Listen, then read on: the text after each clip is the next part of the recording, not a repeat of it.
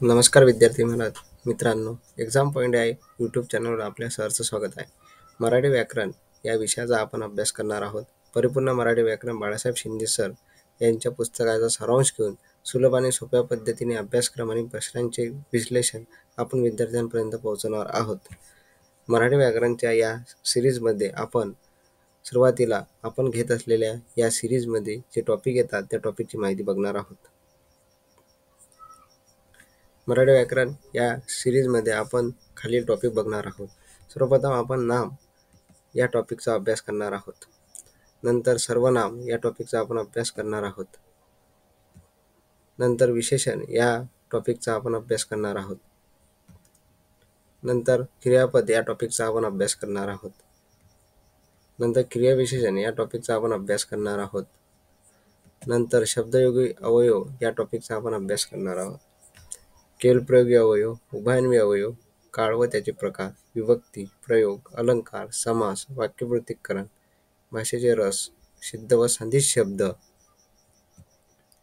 वर्णमाला, संधी, शक्ती, वाक्याचे प्रकार, ध्वनी, विरुद्धार्थी शब्द, समानार्थी शब्द, वाक्यप्रचार, अलंकारिक शब्द, ध्वनिदर्शक शब्द, ध्वनार्थ, समूहदर्शक शब्द या सर्व टॉपिकचा आपण अभ्यास स्टेप बाय स्टेप करणार आहोत. सर्वप्रथम आपण चालू करूया नाम या प्रकरणाची सुरुवात. सर्वांना माहीत असेलच नाम म्हणजे काय. तर नाम म्हणजे पृथ्वीवरील कोणत्याही वस्तूला ओळखण्यासाठी ठेवलेल्या नावाला नाम असे म्हणतात. नाव हे सजीव किंवा निर्जीव वस्तूंना दिलेले असू शकते.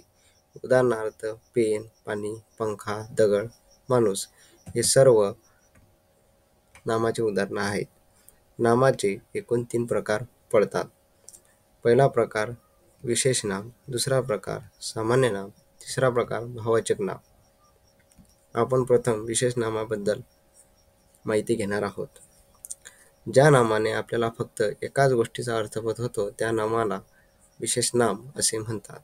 उदाहरणार्थ सचिन, रमा, हिमालय हे विशेष नामाचे उदाहरण आहे. नेहमी लक्षात ठेवायचं की विशेष नाम हे व्यक्तिवाचक असते. विशेष नामाचे कधीही अनेक वचन होत नाही. पुढील प्रकार समूहवाचक. सामान्य नाम. ज्या नामाने एकापेक्षा जास्त गोष्टीचा अर्थबोध होतो त्या नामाला सामान्य नाम असे म्हणतात. सामान्य नाम जातीवाचक असते. सामान्य नामाचे अनेक वचन होते. उदाहरणार्थ नद्या, मुले, मुली, समित्या, शहरे, पर्वत, समुद्र हे सर्व सामान्य नामाची उदाहरणं आहेत. सामान्य नामाचे 2 प्रकार पडतात. पहिला प्रकार समूहवाचक सामान्य नाम. प्रकार दुसरा पदार्थवाचक सामान्य नाम. तर मग आपण सामान्य नामाच्या पहिल्या प्रकाराचा अभ्यास करणार आहोत. पहिला प्रकार समूहवाचक सामान्य नाम. ज्या नामाने एखाद्या घटकाचा समूह दाखवला जातो त्या नामाला समूहवाचक नाम म्हणतात. उदाहरणार्थ कळप, मोळी, जुळी, ढिगारा, वर्ग, संघ, थवा हे समूहवाचक नामाचे प्रकार आहेत की ज्याच्यामध्ये एकापेक्षा जास्त व्यक्तीचा किंवा वस्तूचा समूह तयार होतो आणि त्याच्यापासून एखादी गोष्ट तयार होते.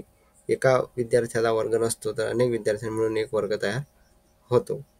तर चला सामान्य नामाच्या दुसऱ्या प्रकार बघणार आहोत. दुसरा प्रकार आहे पदार्थवाचक सामान्य नाम. ज्या नामापासून पदार्थ बनविले जातात त्या नामाला पदार्थवाचक नाम म्हणतात. उदाहरणार्थ तांबे. तांबे हे अनेक मिश्र धातूंपासून बनलेले आहे म्हणून तांबे हे पदार्थवाचक नाम. कापड, पीठ, प्लॅस्टिक हे सर्व पदार्थवाचक सामान्य नाम आहेत. पुढील प्रकार भाववाचक नाम. ज्याला स्पर्श करता येत नाही, चव घेता येत नाही, डोळ्यांनी पाहता येत नाही अशा कल्पनेने मानलेला गुण, अवस्था, कृती यांच्या नामांना भाववाचक नाम असे म्हणतात. भाववाचक नामाचे 3 प्रकार पडतात. पहिला प्रकार गुणदर्शक भाववाचक नाम, दुसरा प्रकार स्थितीदर्शक भाववाचक नाम, तिसरा प्रकार कृतीदर्शक भाववाचक नाम. चला मग आपण भाववाचक नामाच्या पहिल्या प्रकाराचे विश्लेषण बघणार आहोत. गुणदर्शक भाववाचक नाम. ज्या भाववाचक नामामध्ये एखाद्या व्यक्तीचा गुण दाखवलेला असतो त्या नामाला गुणदर्शक भाववाचक नाम असे म्हणतात. उदाहरणार्थ प्रामाणिकपणा, सौंदर्य, हुशार, रागीट आणि कंजूस हे गुणदर्शक भाववाचक नामाचे प्रकार आहेत. पुढील प्रकार स्थितिदर्शक भाववाचक नाम. एखाद्या घटनेची, व्यक्तीची परिस्थिती दाखवली जाते त्याला स्थितिदर्शक भाववाचक नाम असे म्हणतात. उदाहरणार्थ गरिबी, स्वतंत्र, श्रीमंती, बेरोजगार आणि लाचारी हे सर्व स्थितिदर्शक भाववाचक नामाचे उदाहरण आहेत. चला तर तिसरा प्रकार बघू. कृतीदर्शक भाववाचक नाम. ज्या नामावरून एखादी कृती केल्याचा अर्थबोध होतो त्याला कृतीदर्शक भाववाचक नाम असे म्हणतात. उदाहरणार्थ चोरी, चळवळ, नाचणे, हालचाल करणे हे सर्व कृतीदर्शक भाववाचक नामाचे उदाहरणं आहेत. ज्यांना क्रियापदातून कर्ता ओळखता येत नाही त्यांच्यासाठी एक ट्रिक आपण आणलेली आहे. वाक्याचा कर्ता ओळखणे.